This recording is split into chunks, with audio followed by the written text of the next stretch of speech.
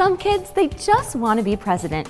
And as Judson says, the main character in the play, grown-ups have had thousands of years to mess up the world.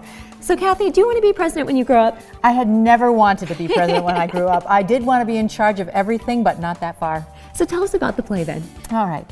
So the play starts off with two boys in a treehouse, and they decide that instead of thinking about running for president, they're really going to do it. One of them will be the campaign manager, and one of them will run. And then they set about to making it happen. You know, they have to convince the entire nation to vote for a kid. So it's a little bit about voting for style over substance. So what was the, I guess, rehearsal process like for this? Well, there are 4 adults in the show and 17 kids. Wow. So the process, I know. Well, it's supposed to be filled with kids.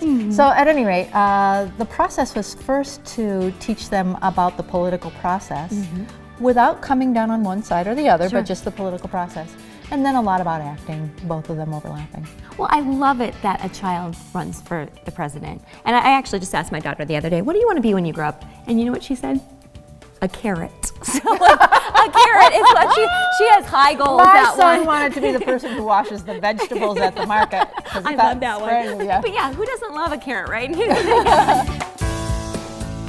Angie, there's a lot of pressure on a president to look good and look dapper. So tell us about the costumes you have. I see a lot of patriotic red, white, and blue going on here. Oh yeah. Lots of patriotic colors going on. Just collected lots of fun stuff to sort of give that Americana and sort of those sorts of colors that we would see and those sorts of fun patterns that we would see during an election year. So where did you get the costumes? Everywhere, absolutely everywhere. Goodwill. A couple of these things came from Goodwill.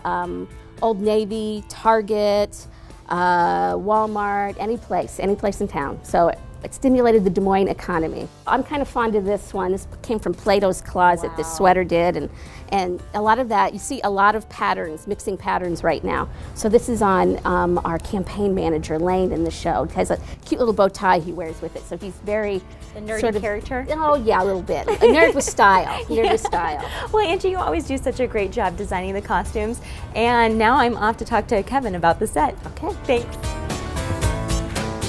Kevin, your sets are always just absolutely amazing, and I love this. This is so colorful. But before we begin talking about it, I have a question for you. Yes. Have you ever wanted to be president? I think everybody's wanted to be president once or It's a big get right down to it. Big responsibility. But all the perks, you know?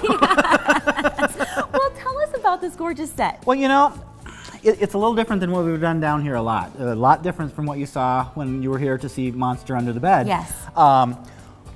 The whole concept behind the show is Americana. There's nothing more American than, you know, the presidential election. So we wanted to kind of bring that over into the set design. I remembered an artist named Richard Diebenkorn who had done a whole series of paintings based on aerial photography, and this is one in particular that we liked. It's from his Ocean Park series. It's based on aerial photography. You can see the roads, you can see fields, what have you.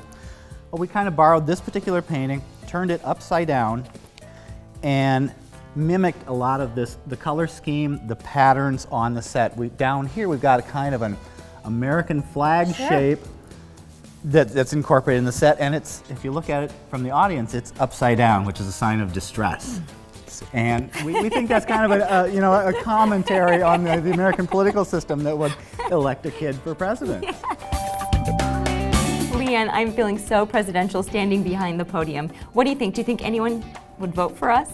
You bet, girl power. Well, there's lots of kid power in the show, and I cannot wait to see that. So how can people get tickets? Well, they can visit our website at dmplayhouse.com or give us a call at 515-277-6261. Perfect. Let's go in and check it out.